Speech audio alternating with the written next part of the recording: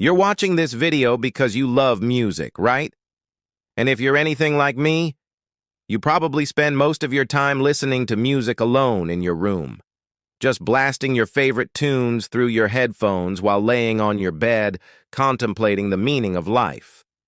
But have you ever thought about how music used to be experienced before the invention of the radio, record players, and eventually computers?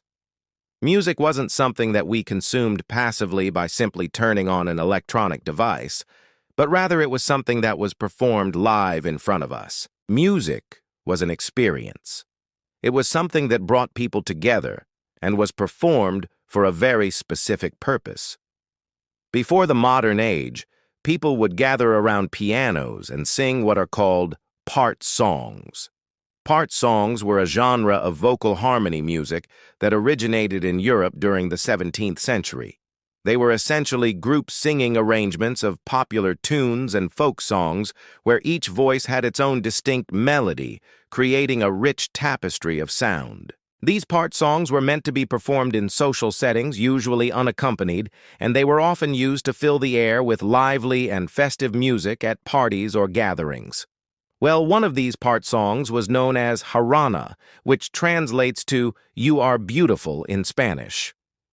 This song was originally published in 1862, and it was written by an anonymous author. Much of the history of Haranas is lost to time, but we do know that it originated in Cuba, and it quickly spread to other Spanish-speaking countries where it became extremely popular. In fact, you can even hear its influence in some of today's modern music. For example, the iconic intro of Ricky Martin's "She Bangs" is directly inspired by the genre. During its heyday in the late 19th and early 20th centuries, serenades were commonly performed in the streets of Havana, Cuba, where men would go out at night with their guitars and serenade their loved ones, singing romantic ballads and sun songs while standing outside their house. This tradition was such a big deal that eventually entire orchestras would show up to perform these serenades. You can almost picture the scene, the moon hanging high in the sky, the warm, tropical breeze carrying the sounds of guitar strings and human voices, the rhythmic clapping of hands keeping the beat, and the soft glow of candlelight flickering from the windows of the house as the musicians stand right underneath them performing. The air is thick with anticipation as everyone waits to see if the woman inside will come to her window and accept her suitor's proposal.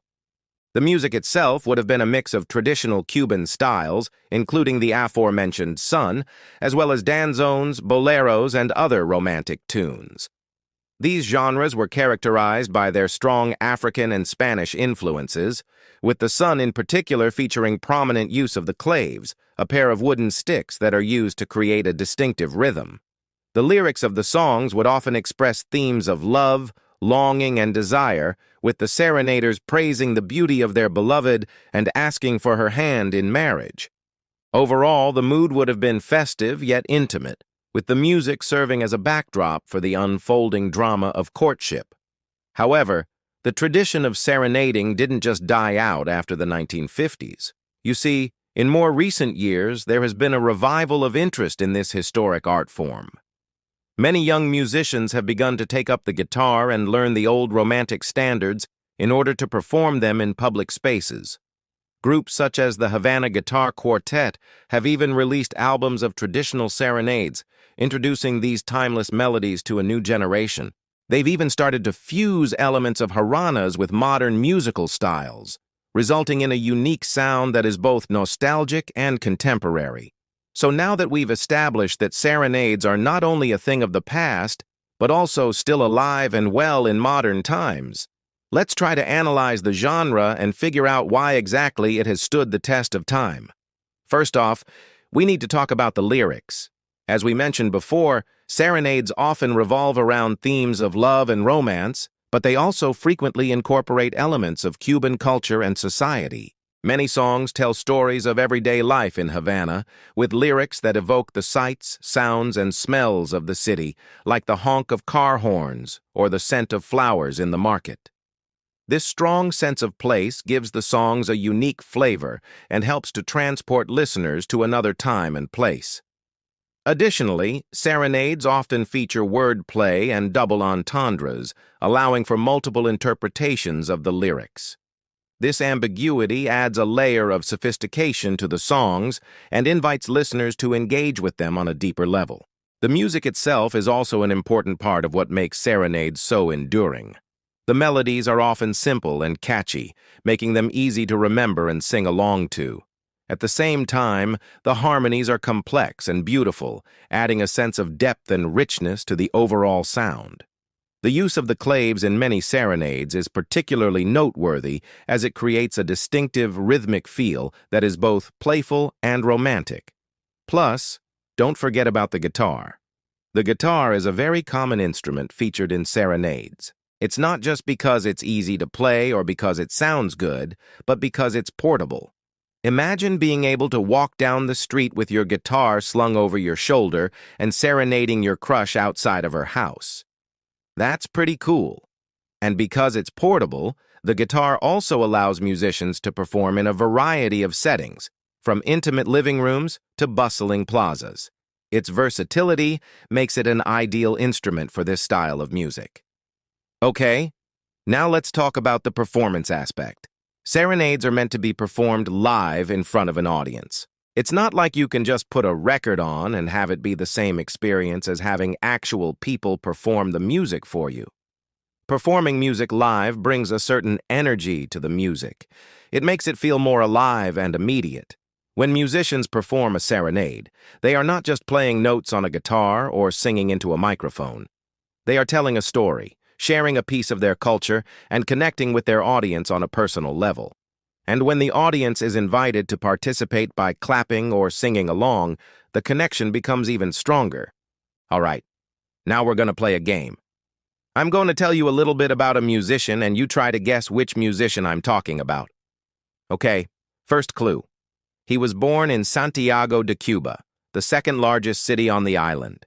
He began his career in the late 1940s and is considered one of the pioneers of the modern son movimiento. He's played with some of the biggest names in Latin music, and his music has been featured in several Hollywood films.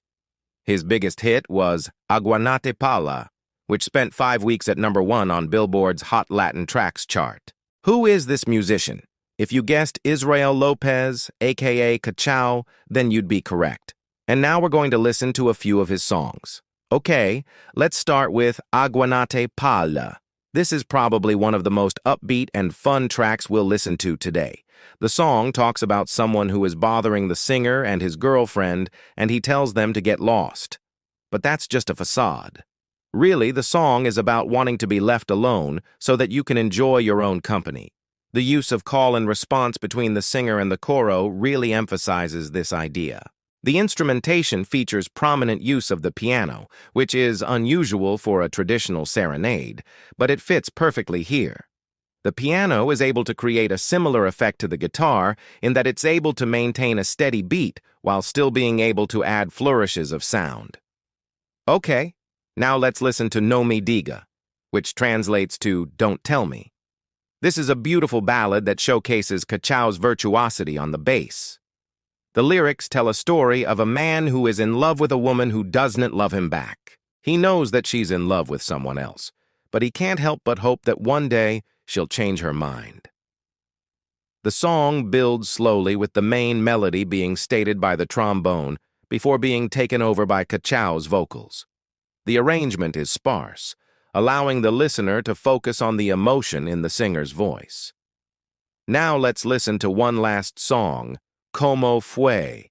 This is another ballad, but it has a much more driving beat than No Me Diga. The lyrics tell the story of a man who is reminiscing about a past love. He's sitting in a park and he's surrounded by families and children, but all he can think about is his ex-girlfriend. The song has a melancholic feel to it, but it's also hopeful. The man knows that his ex-girlfriend is married now, but he still can't help but dream about what could have been. The instrumentation is similar to No Me Diga, in that it's sparse and allows the listener to focus on the vocals, but there's also a nice interplay between the bass and the bongos. Overall, Cachau's music is a great example of the best parts of Cuban music. It's full of life, it's full of energy, and it's full of heart. Whether you want to dance or whether you want to cry, Cachau's music is able to evoke a wide range of emotions.